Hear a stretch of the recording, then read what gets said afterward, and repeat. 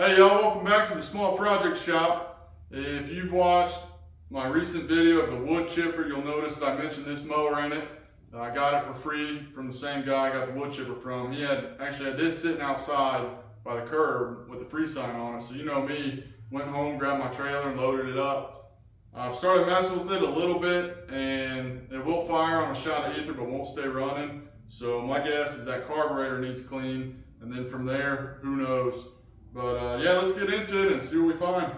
First thing first, gonna get a new battery in here. So you can tell this one has seen better days. Probably a bad idea to set that there. There we go. Out with the old and in with the new.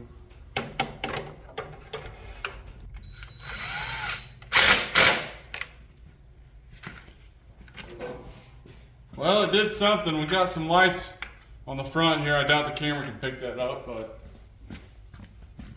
let's see.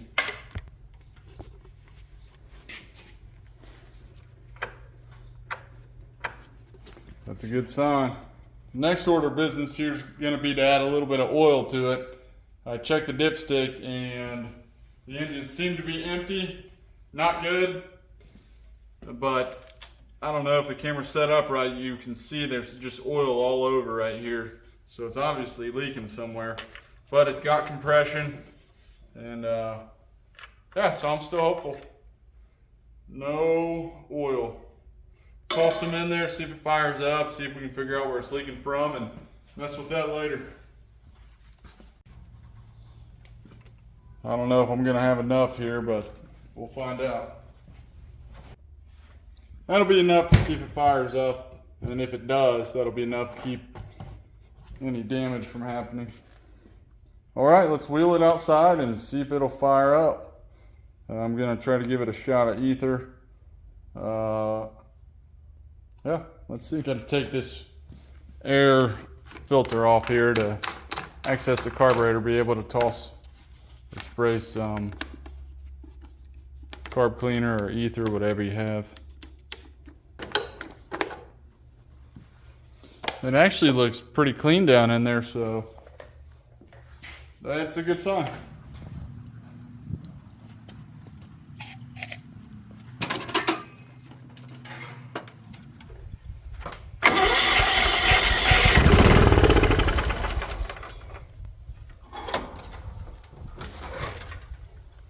I think we got some mouse nest in there. Back in the garage here. Good signs, it will fire up. Great news. What I'm going to go ahead and do now is pop this engine cover off. I'm sure you saw that crap fly out of there when I did fire up. So pop that cover off and clean up anything that's in there, and we'll go from there. It's recommended that you take these engine covers off no matter what. If you got an old piece of equipment or brand new, you're supposed to take these covers off once a year and clean all the stuff out of there. You never know what's getting built up behind this cover. I'll show you when we take this off. You've got your engine's actually got fans that keep it cool. That's how air cooling works. And if those get clogged up, then your engine might not be staying as cool as it should. All right. So yeah, we got to take this off, but I think these might be a problem.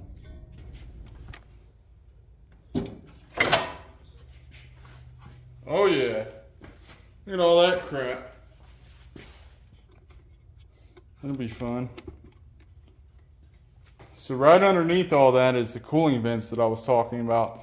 So as you can see, if you've got a, whether it's mouse nest, built up grass, there's oil, dirt, and grease built up in there, and it's clogging those fins, your engine's gonna run a lot hotter than what it should be. Let's go ahead and get this cleaned up.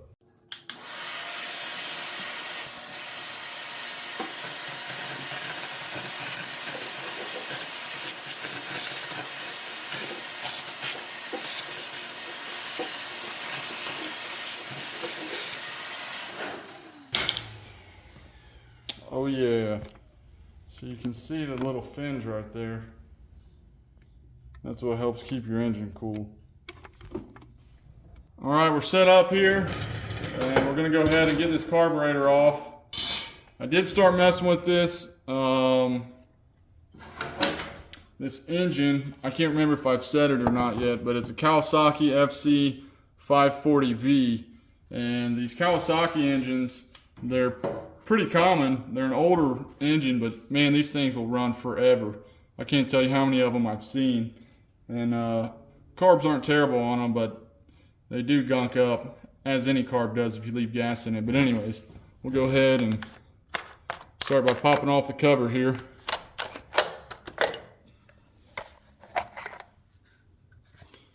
Air filter, filter housing. Set that aside.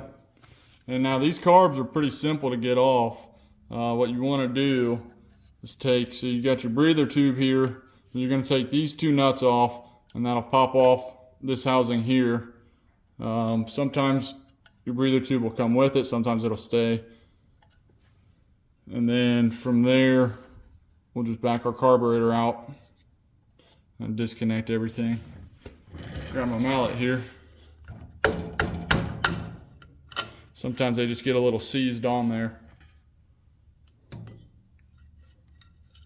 Here's our housing. Set that aside. Go ahead and get our gas line here. Fuel. Now this one does have a fuel pump on it, so I'm not worried about the fuel, being gravity fed and leaking out of this line. So I'm going to disconnect it and just pop that hose up to keep anything, or as much as I can, from leaking.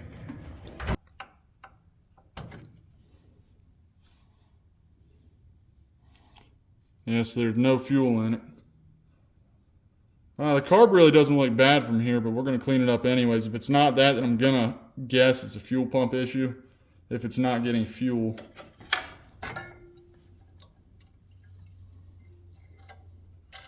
So that's our choke right there, and then here's our throttle. And a little spring here.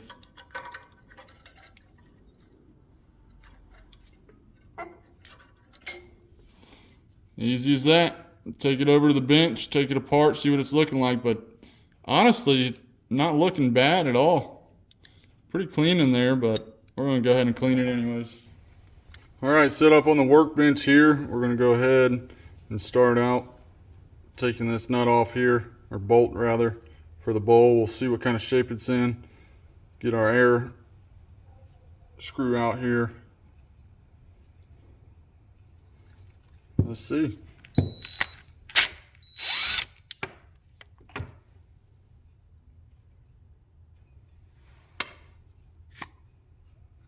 Moment of truth.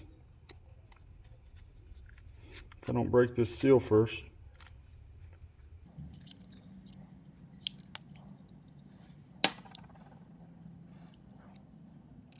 Not looking bad at all. Might just need some fuel in it, honestly. That's surprising. I don't know though. We'll go ahead and take all this stuff out.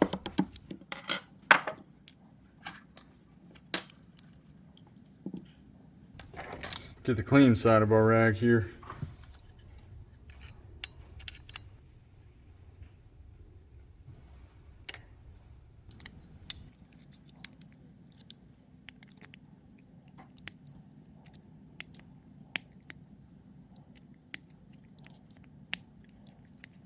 You gotta be careful and take your time with these carburetors.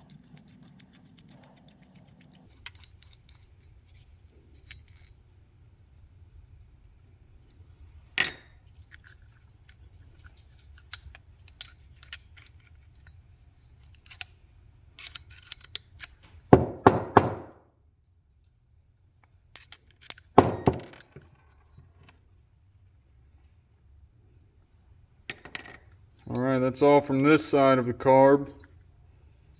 Pop our air screw out here.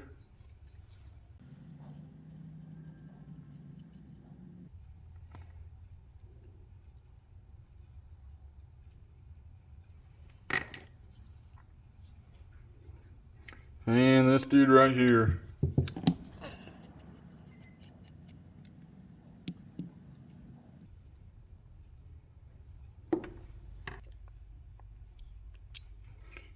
Trusty snap ring pliers. A little bit of stuff on there, but you can still see daylight. Alright, we'll go ahead and run some carburetor cleaner through all these different ports and passages and through our different jets here and throw it all back together, and we'll see if it runs. I'm just sitting here recording and I hear this buzzing. I'm like, what the heck is that? So there you go. If you've never seen a spider web up a fly,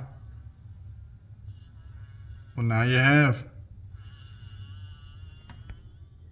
Anyways, got everything clean for the carb, so start putting it back together.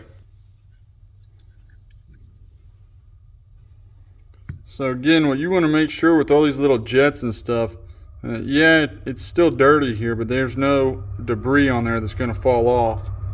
There's a train coming, so it might get loud for a second. But what you're looking for is daylight through these little holes, so you can see.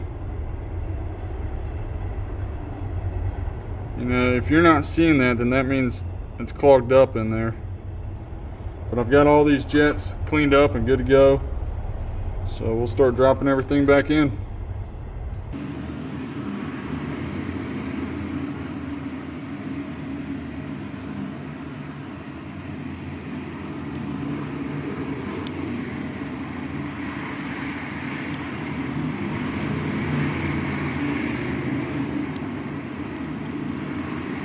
Again, when you're putting these back together, just make sure you don't cross thread anything. If a jet's not going, don't force it. You're gonna have to back it out and just kind of baby it. So you cross thread something here and you're probably gonna end up buying a new carburetor.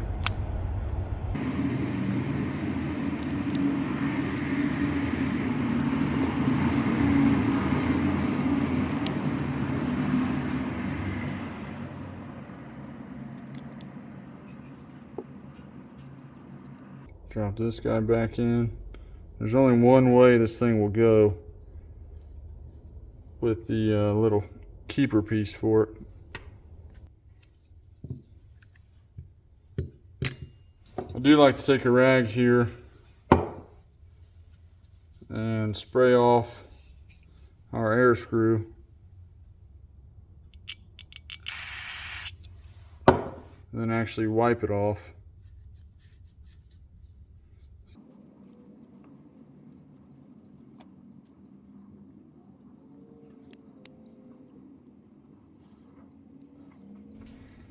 If you're going to mess with carburetors much, and you know, get into the small engine stuff, a good habit to get into is before you take this air screw out, you actually run it all the way in until it stops. And you don't want to crank on it because you can mess it up, but you run it all the way in until it stops and count how many turns it took. And that way when you back it out, clean everything up, you just run it all the way back in and you'll back it out however many turns you counted. And generally it's somewhere in between 1 and 3/4 turns to 2.5 turns out. I usually go 2.5. Some carburetors can be finicky with these. Others really doesn't matter. But if you've not counted, you can look it up. I'm sure it's online somewhere. But I generally just turn it 2.5 out. So right there it's seated. There's a half turn, 1, 1.5. 2. Actually, we'll just keep it at 2 right now, see what that does. Go ahead and get our float and needle valve back in. Gonna make sure that this gasket seats right. And then again, just be mindful of which way the carburetor sits on the mower and orient this drain to where you have easy access to it for the winter time. You just pull that, drain the gas out, and pretty much good to go for the winter time. That way fuel doesn't sit in there and gum up the carb.